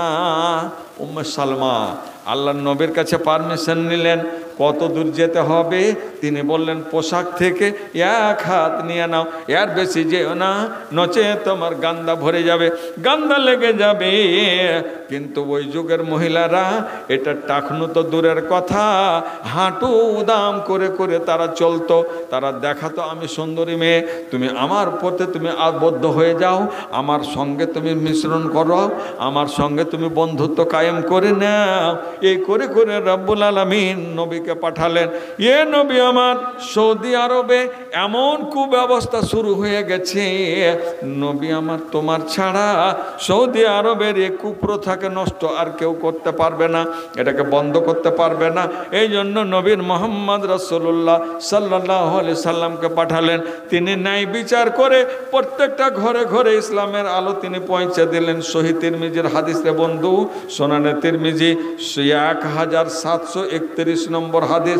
আরো বলি বন্ধু আমার, একজন মহিলার কথা বলি আপনাকে, মা বোন আমার এবং ভাইজানের একটা হাদিস শোনেন, যে হাজরাতে আবু তালহা নামে একজন সুযোগ্য সাহাবী ছিলেন, সাহাবী রসুল, আল্লাহ রসুল সাল্লা সাল্লামের সাহাবী। মা বোন, আমি কিন্তু ভুলিনি, এখানে টাকা আপনাদের রাখা আছে, দোয়া এখানে করিনি। ওই যে 2400 টাকা আবার দিয়েছে না, 2400-র ওপরে যেতে হবে। জি, ওই মুনির আহমেদাবাদ থেকে এসে আমার চাইতে বেশি টাকা ওকে দেবেন, আর আমি আপনার ইমাম, আপনার এলাকার মৌলবি, আমি আর ও টাকা বেশি দেবার ওকে দেবেন, আর আমি না, মানা যাবে না, টাকা বেশি লাগবে মা। হ্যাঁ, টাকা দিবে দিবে দিবে, মা খালার অনেক আছে, যাও টাকা দেবে ইনশাল্লাহ। দোয়া করব, প্রাণ খুলে দোয়া করব, কারণ আপনাদের জন্য আমি সব ছেড়ে দিয়েছি, আজকে খালি আপনাদের ওয়াজ করছি, আর মনে করে এসেছি যে খালি মা খালাদের ওয়াজ শোনাবো ইনশাআল্লাহ। আল্লাহ তুমি কবুল করো, সকলে একবার বলেন তো আল্লাহ আমিন। মা বোনেরা আপনারা বলেন আল্লাহ আমিন। আল্লাহ জানো কখন কার কি কাজে লেগে যায়। এই মহিলা মাদ্রাসার জালসার মাধ্যমে আমার আমডল ঘাট থেকে নিয়ে যত কুটুমেরা এসেছে সবাই যদি মানুষ হয়ে যায়, পুরুষেরাও যদি মানুষ হয়ে যায়, মহিলারাও যদি মানুষ হয়ে যায়, তাহলে আমরা সব সাকসেস, মাদ্রাসা করাটা আপনার সার্থক হয়ে যাবে ইনশাআল্লাহ। আবু তালহা কি বলেছেন মা বোন, একটু ধ্যান দিয়ে শুনবেন। আবু তালহা রাদিয়াল্লাহু তাআলা আনহু, উম্মে সুলাইম নামে একজন মহিলাকে বলল, মহিলা, ওরে উম্মে সুলাইম, আমি আবু তালহা তোমাকে আমি বিয়ে করতে চাই। মহিলাও বলতে পারে, ওরে আবু সালমা, আমি তোমাকে বিয়ে করতে চাই। দুটোই প্রস্তাব দিতে পারে, এরকম হাদিস আছে। নবীর দরবারে একজন মহিলা এসে প্রমাণ করে দিয়েছেন। বুঝা গেল কথা? বুঝা গেল না? বুঝা গেল না কি? সভাপতি সাহেব শুতে লেগেছে। জি, এর মানে হলো আপনি যেমন বলতে পারেন যে আমি কারি ইউসুফের মেয়েকে বলছি আমি আপনার মেয়েকে বিয়ে করতে চাই, তো কারি ইউসুফের মেয়েও বলতে পারে যে আব্দুল্লাহ বা নইমুদ্দিনের বেটাকে বলছে যে না, নইমুদ্দিনের মেয়েকে আমি বিয়ে করতে চাই। এই বলতে চাইছে ওর বেটাকে বিয়ে করতে চাই, আর ও বলছে যে ওর বেটিকে বিয়ে করতে চাই, করতে পারে, প্রস্তাব দিতে পারে। বেটির বাবা মেয়ের বাবাকে প্রস্তাব দিতে পারে, মেয়ের বাবা ছেলের বাবাকে প্রস্তাব দিতে পারে। একদম সহি হাদিস, প্রমাণ আছে, প্রমাণ চাইলে আপনাকে দিয়ে দেবো, বুখারীতে হাদিস আছে। তো যাক, এবার আসুন, উম্মে সালমাকে পায়গাম দিলেন, প্রস্তাব দিলেন কে? আবু তালহা দিলেন। ইয়ে উম্মে সুলাইম, আমাকে দেখো, আমি একজন পুরুষ, তোমাকে আমি বিয়ে করতে চাই, তোমার মতামতটা কি তুমি বলে দাও। প্রস্তাব পাঠিয়েছেন। তিনি বলেছেন, ওরে আবু তালহা, ইন্না মিসলা কাল্লাম ইউরাদ। ইয়ে আবু তালহা, আমি জানি আমার কাছে তোমার রিপোর্ট আছে। এ মা বোন যায়েন না, একটু বসেন তো। আমার কাছে তোমার রিপোর্ট আছে, তুমি একজন ভালো পুরুষ, একজন নাম করা পুরুষ তুমি। কিন্তু বন্ধু আমার, জেনে নাও, তুমি এখনো ঈমান গ্রহণ করতে পারো না। তোমার সব দিকটা ঠিক আছে, কিন্তু তুমি মুসলমান নও। ইয়া আবু তালহা, জেনে নাও, আমার মা বোনদের এখান থেকে শিক্ষা নিতে হবে। আমাদের ঘরের মহিলারা বেনামাজির ঘরে কেমন করে বিয়ে করে নেয়, এটা তো ভালো কথা, মোটামুটি কথা। কিন্তু বন্ধুরে, আমাদের মহিলারা, আমাদের মেয়েরা হিন্দু ছেলেকে কেমন করে পছন্দ করতে পারে, গায়ের মুসলিমকে কেমন করে পছন্দ করতে পারে, গায়ের মুসলিমের সঙ্গে কেমন করে পালিয়ে যেতে পারে। তার অপোজিটটা নেন, কিছু ছেলে এমন আছে দুনিয়াতে তার মুসলমানের বেটি তার পছন্দ হলো না, মুসলমানের মেয়ে তার পছন্দ হলো না, একজন গায়ের মুসলিমের মেয়েকে পছন্দ করে বসে আছে। উম্মে সুলাইম বললেন, ওরে আবু তালহা, তোমার প্রস্তাব আমি শুনলাম, আমি জানি তোমার রিপোর্ট ভালো, সব কিছু ভালো, কিন্তু আমি একজন মহিলা, এমন মহিলা যিনি আমি বিয়ে করে নেব, কিন্তু শুনে না, আমি মুসলমানের মেয়ে, আমি ইসলাম গ্রহণ করেছি। আবু তালহা, একটাই তোমার পথ আছে, অমুসলিম অবস্থায় তোমাকে আমি বিয়ে করতে পারবো না। এই জন্য যে রব্বুল আলামিনের দরবারে আমি ঈমান গ্রহণ করে নিয়েছি, আমার ঈমান আমি নষ্ট করতে পারবো না। তুমি যদি পারো, একটাই তোমাকে অফার দিলাম, আমাকে বিয়ে করতে চাইলে তোমাকে মুসলমান হয়ে যেতে হবে। আমাকে তুমি যদি ভালোবাসতে চাও তাহলে মুসলমান হতে হবে। আর একটা অফার দিয়ে দিলাম। উম্মে সুলাইম বলছে, ওরে আবু তালহা, তোমাকে আমি অফার দিলাম, তুমি যদি ঈমান গ্রহণ করে নাও, তুমি একজন ভালো পুরুষ বলে তোমাকে আমি বরণ করে নেব, কিন্তু তোমাকে আমি ঈমান যদি কবুল করে নাও, মুসলমান যদি হয়ে যাও, তাহলে বিয়ে করে নেব। উপরন্তু জেনে নাও তোমাকে আর কোনো মোহর লাগবে না, লাগবে না। কত ভালো মেয়ে, বুঝলেন? উম্মে সুলাইম তিনি বলছেন, আবু তালহা, আমাকে যদি বিয়ে করতে চাও, ঈমান গ্রহণ করো, এটাই আমি মোহর মেনে নেব। স্বামী বলে তোমাকে বরণ করব, আর আমি মনে করে নেব যে তোমার ঈমান কবুল করাটাই এটাই হচ্ছে আমার মোহর। তাই হয়েছিল। সুবহানাল্লাহ। ভালোবাসা দেখো কেমন, জি ভালোবাসা কেমন দেখো। जुस्तेजूए ज़मज़म में हाजरा जो दौड़ी थी, जुस्तेजूए ज़मज़म में हाजरा जो दौड़ी थी, हम सफ़ा से मरवा तक दौड़ना नहीं भूले, हम सफ़ा से मरवा तक दौड़ना नहीं भूले। এ বন্ধু আমার, একজন মহিলা একটা করে সুন্নাত রেখে গেছে রে বন্ধু, তারা রেকর্ড করে গেছে। মারে আমার নবী ইসমাইল আলাইহিস সালাতু সালাম, সুবহানাল্লাহ, নবী ইব্রাহিম নবী আলাইহিস সালাতু সালামের ছেলে ইসমাইল, সুবহানাল্লাহ, হাজেরা যখন দৌড়িয়েছিলেন, হাজেরার দৌড়টা আল্লাহকে পছন্দ হয়েছে কত। রব্বুল আলামিন বললেন, ওরে বিদ্যা, ওরে সারা জাহানের লোকেরা তোমরা শুনে নাও, পৃথিবীর হাজী সাহেব শুনে নাও, তোমরা যখন মক্কা নগরে আসবে, তোমাকে একটা রুকনের মধ্যে সাফা মারওয়ার মধ্যখানে সাই করতে হবে, এবং সাফা মারওয়ার সাই করার সময় তোমার মা কেমন করে দৌড় লাগিয়েছিল, ওইভাবে দৌড় লাগিয়ে নাও, তাহলে তোমার হজটা কবুল হবে। তুমি দৌড়াও দৌড়াও। হাজী সাহেবেরাকে দেখবেন, ইউটিউব চ্যানেলে আপনি দেখবেন, ইন্টারনেটে দেখবেন, ওই সবুজ বাতির নিচে হাজী সাহেবেরা দৌড় লাগাচ্ছে। একবার সাফা থেকে মারবা, মারবা থেকে সাফা, ওই দৌড়ের মধ্যে রব্বুল আলামিন তার দৌড়টাকে কত মঞ্জুর করেছেন। ছেলের সঙ্গে তার কত ভালোবাসা ছিল, পুত্র সন্তানের কলেজে শুকিয়ে গেছে, জিহ্বাটা শুকিয়ে গেছে। ওই মা নিজের সন্তানকে সান্ত্বনা দেওয়ার জন্য রব্বুল আলামিন পানি খোঁজ করতে গেল। ইয়া আল্লাহ, একটু পানির ব্যবস্থা দিয়ে দাও। সাফা পাহাড়ে যাই, পানি দেখতে পাই না, আবার দৌড় লাগালো, মারওয়া পাহাড়ে গেল, এই করে করে 7 চক্কর লাগালো রে বন্ধু। 7 বারের বেলা আল্লাহ বলছেন, হাজেরা রে, তোর দৌড়াটা আমি পছন্দ করে নিলাম, ওই দে দেখ, কাবার সামনে দেখ, তোর পুত্র পড়ে আছে মাটির নিচে, মাটির উপরে দেখো পাহাড়ের নিচে পড়ে আছে, আর তার পায়ের দিকে দেখো জমজম থেকে পানি উদ্ধার শুরু হয়ে গেছে। রব্বুল আলামিন আমি ক্ষমতা দিয়ে দিলাম, পরিষ্কার পরিচ্ছন্ন পানি দিয়ে দিলাম, এই পানিকে বছর বছর তুমি রেখে দাও, পানি কোনোদিন খারাপ হবে না। কি করলেন? হাজেরা, মা হাজেরা দৌড়ালেন, আর ইসমাইলের পানির ব্যবস্থা হয়ে গেল, যেই পানিটা গোটা পৃথিবীর লোক পান করছে। গোটা পৃথিবীর লোক। হাজী সাহেবদের কি করছে? হাজী সাহেবদের বলেছে, তুমি তওয়াফ করো, 7 চক্কর লাগাও, লাগার পর একটা তওয়াফ হলো, দাঁড়িয়ে যাও।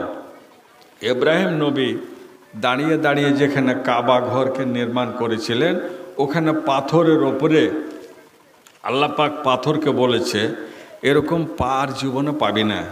ইব্রাহিম নবীর আমার পা পেয়েছে, তা আমার খলিল, আমার বন্ধু, ওর পায়ের দাগটা তুই নিয়ে নে গায়ের ওপরে।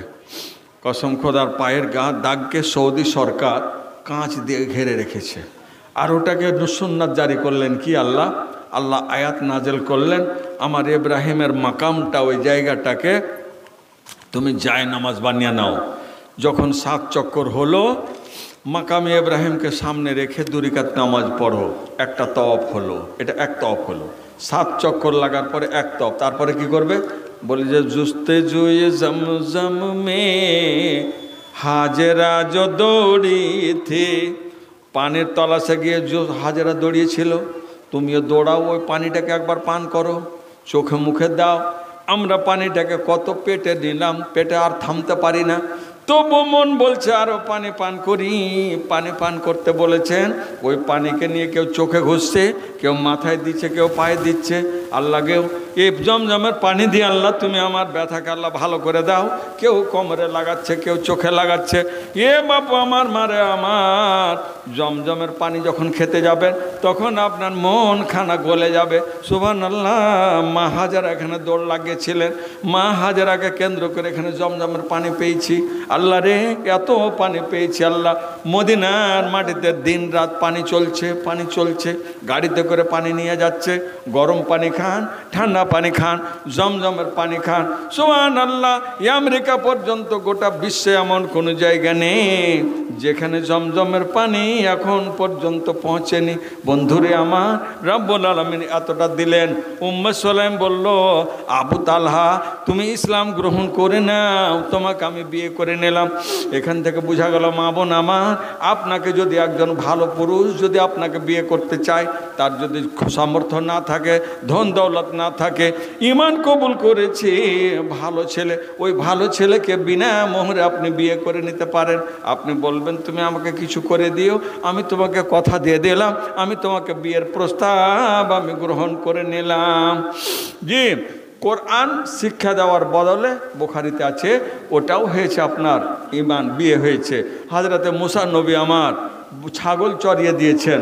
জি, শ্বশুরের ছাগল চড়িয়েছেন 8 বছর, খালি একজন স্ত্রীকে পাওয়ার জন্য। মোহরানা 8 বছর ছাগল চড়াইছে একটা নবী গো। তাহলে স্ত্রীর দাম কত দিয়েছে আল্লাহ বুঝতে পারছেন। আর এই মহিলারাকে লাত মারবেন, গড়াবেন, ভাই তোকে ছেড়ে দেবো, ওকে বিয়ে করবো, একে ছেড়ে দেবো, ওকে বিয়ে। তুই যাকে ছাড় আর যাকে বিয়ে কর, বেটি ছেলে তোর ঘরে আসবে কিন্তু, ঠিক কি না? তোকে বেটি ছেলেই নিয়ে আসতে হবে। আমাকে ছাড়বি তো আরেকটা বেটি ছেলে আসবে, ও তোকে আরও জোড়া লাত দেবে। আমি তো 1 লাত দিছি না, ও তোকে জোড়া লাত দেবে। তো সাবধান হয়ে যা, খালি ছাড়বি আর নিয়ে আসবি, ছাড়বি আর তুই যাবি কোথায়? ঘুরে তোর বেটি ছেলের পায়ে তোকে পড়তেই হবে। হবে না? হবে না? বেটি ছেলেকে আনতে হবে তো, উপায় নেই, কাজে সাবধান। যাক, পরবর্তী বক্তা চলে এসছে। যে কয়টা বাজলো ঘড়ি? হ্যাঁ, 10:30, বেশি রাত হয়নি, 10:30টা হয়েছে। যে তা আমি বলছিলাম যে আরেকটা হাদিস শোনাবো শেষখানে, আরেকটা শোনাবো। তো মা বন্ধের রিপোর্টটা আসুক, টাকা দিছে না দেয় না, যায়নি নাকি? এখানকার মূল বিষয় একটা জানো রে বাবু, আব্দুল বাড়ি গেছো? দেখো তো বাবু, দিবে কিছু দিবে। এখানে 2400 1800 কত আসছে কিনা, আর 600-700 টাকা হলে দোয়া করে দেবো ইনশাল্লাহ। হ্যাঁ, আমার সভাপতি সাহেব এনে আলহামদুলিল্লাহ 500 টাকা আর 2 ব্যাগ সিমেন্ট দান করেছেন। যে ওই 2 ব্যাগ সিমেন্ট আর নানির তরফ থেকে করে দিই নাকি? ওই 2 ব্যাগ সিমেন্ট নানির তরফ থেকে করে দিই। ওই যে নানি দিলে 2 ব্যাগ সিমেন্ট আর 500 টাকা আপনি দিলেন, এরকম হবে না? তাহলে দানটা এগিয়ে যাবে, এগিয়ে যাবে। তো নানির তরফ থেকে হলো 2 ব্যাগ সিমেন্ট, জি দিয়ে দেবেন ইনশাআল্লাহ। আর নানা 2 ব্যাগ সিমেন্ট আর 500 টাকা, আর নানি দেবে 2 ব্যাগ সিমেন্ট। তো 4 ব্যাগ সিমেন্ট, 4 1600 টাকা, 1500 টাকা হয়ে যাবে ইনশাআল্লাহ, দিয়ে দেবেন ইনশাআল্লাহ। নারে তাকবীর, আলহামদুলিল্লাহ। যাক, পাস করলেছে মা বোনেরা, বেড়ে গেছে। 800 টাকা বাড়লো, তাহলে এখানে 1800 আর 800 কত হলে 2600, আলহামদুলিল্লাহ। যাক, মা বোন বেঁচে গেলে, দোয়া করবো ইনশাআল্লাহ। আরও হবে কেউ, আরও মহিলা আছে, কিছু দিবেই ইনশাআল্লাহ। মারে আমার, খালা আমার, মাসে কিছু পাঠাও বাবা, তোমাদের জন্য প্রাণ খোলা দোয়া করব। আমার নানি নেই, এই মাওলানা সাহেবের স্ত্রী বাড়িতে আছে, হড়কা বাতা নেই, এখান থেকে দান হয়ে গেল। এরকম তোমাদের কালকে ওরকম মহিলারা দান করেছে। জি,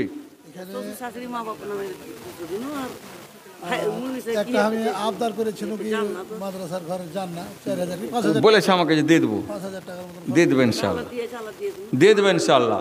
এই ছেলের নাম হচ্ছে আনসুর রহমান। আল্লাহ সামাদ, কত পাক্কা ইমানদার দেখেন। রব্বুল আলামিন 5-200 টাকা এবং একটা জানালা দেন দান। আনসুর রহমান নাম। আল্লাহ তুমি তার প্রতি হও মেহেরবান। আল্লাহ দুনিয়াতে দাও ইজ্জত সম্মান, মরার পরে দিও তাকে জান্নাতে আদান। আত্মীয় স্বজন যত গেছে নীরবেতে, তোরা ইয়ানের মাওলা দানের বরকতে, অফুরন্ত দয়া তোর সীমা কিছু নাই। দয়া দানে পার করো তো প্রভু দয়াময়, আমিন আল্লাহ আমিন।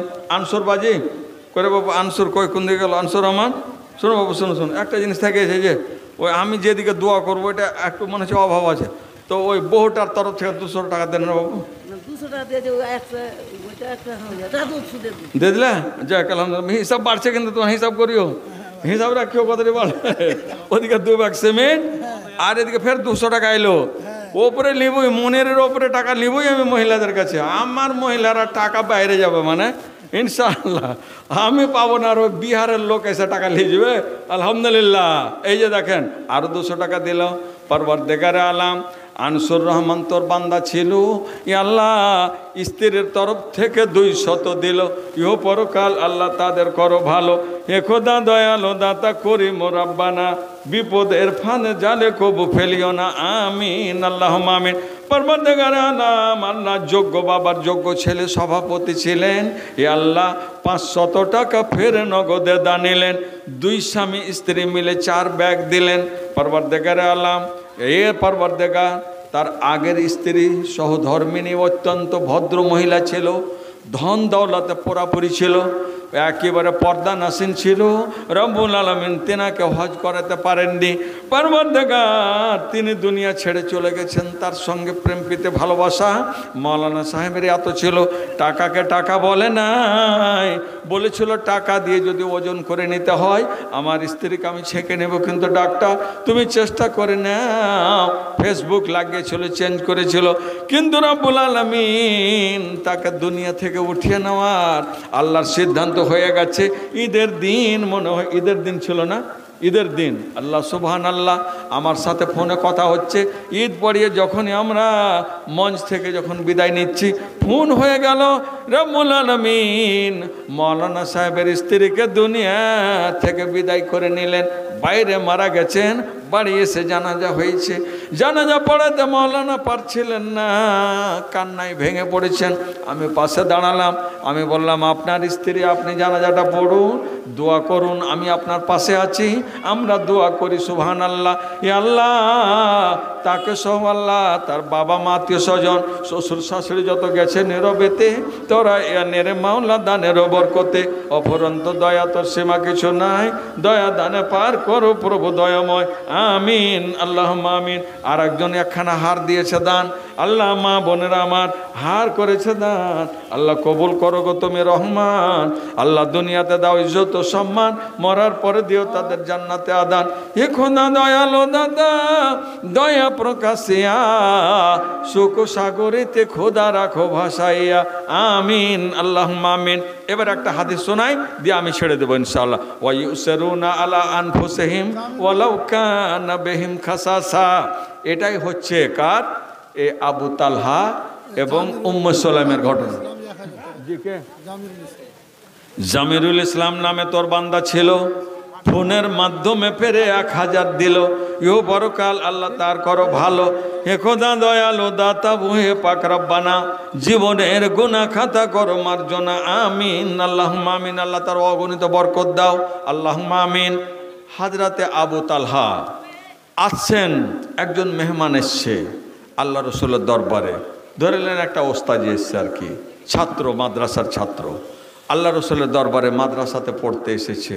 যা আর রাজুলুন এলান নবী সাল্লাল্লাহু আলাইহি সাল্লাম, যে সেই লোকটা আল্লাহ রসুলের দরবারে এসেছে, আর লোকটা একেবারে পারাগিন্দা হাল, তার দিকে দেখা যায় না, অবস্থাটা খুব করুণ অবস্থা। নবীজি তার চেহারা দেখে বুঝতে পারলেন। নবীজি বললেন এই ছেলেটাকে, লোকটাকে খাবার দিতে হবে। তো কে আছে? ফা আরসালা ইলা নিসাইহি, আল্লাহ নবী নিজের বিবিদের ঘরে আগে পাঠালেন, যে আমার ঘরের মহিলারা এই মেহমানের খাবার দিতে পারছে কিনা একটু শুনবেন ধ্যান দিয়ে। মা বোন আমার অসংখ্য ধন্যবাদ আপনাদের, আপনারা আমার কথা রক্ষা করবেন। আমার বুকে পাটা শক্ত আছে। জি, আমি এই মিটনা হরিশ্চন্দ্রপুরেরই সন্তান, মায়ের সন্তান। আমার ইমান পাক্কা আছে যে আমার মা বোনদের কাছে চোখ বন্ধ করে যদি আমি চাই, আমার চোখ বন্ধ করে বলে দেবে যে না পয়সা পাবো, দিবে, দান করবে, ইনশাল্লাহ করবে, করেছেন। এই যে গণনা চলছে এখন। তো আসুন কি বললেন, আল্লাহ রসুল পাঠালেন, ফালাম ইয়াজেদ ইনদাহুন্না শাইআ। জি, মদিনার প্রেসিডেন্ট, মদিনার আল্লাহর নবী রাষ্ট্রপতি রাষ্ট্রপতির ঘরে বন্ধুরে একটা খেজুরও পাওয়া গেল না, একটা খাবারও পাওয়া গেল না। রাষ্ট্রপতির ঘর থেকে ফেরত আসলো। নবী আমার বলছেন মাইয়ুজিবু হাজাল লাইলা, এই রাত্রে কেমন আছে, এই লোকটার মেহমান নওয়াজি করবে, ইয়ারহামুহুল্লাহ, আল্লাহ তার রহম করবেন। নবী আমার যেমনই বলা, ফাঁকা মা আবু তালহা দাঁড়িয়ে গেছে।